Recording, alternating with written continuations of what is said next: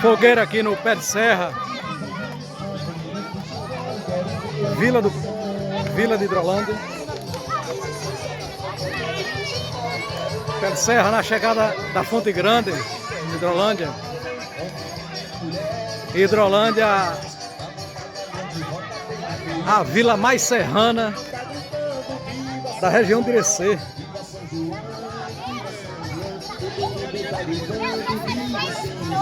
Por que mais serrana?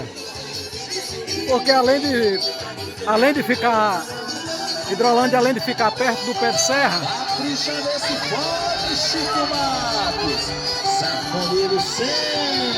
cerca de 80 ou 90% da população de Hidrolândia é descendente e ascendente de Gentil do Ouro. É a Vila Cunha, Paiva, Franca, Souza, Queiroz, Oliveira, Santana.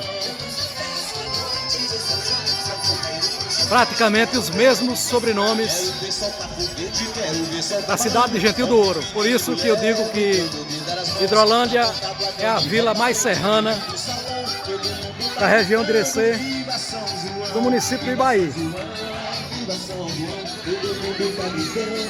Aquelas luzes lá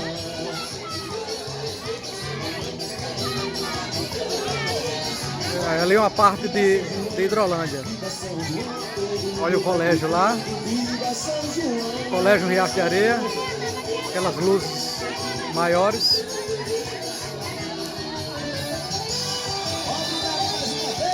E aqui eu estou próximo da Fonte Grande.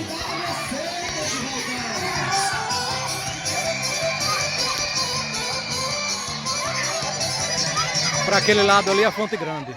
A Serra Azul de Hidrolândia está para ali.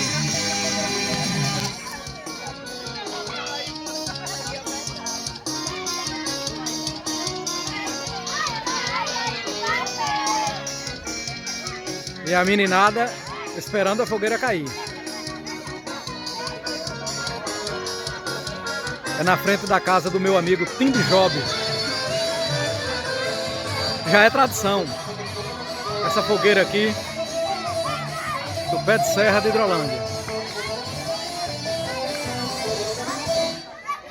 Sonhei que eu era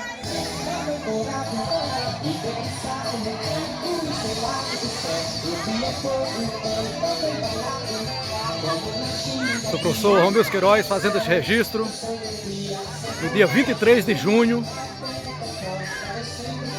de 2023. Tudo é fonte histórica, tudo da história.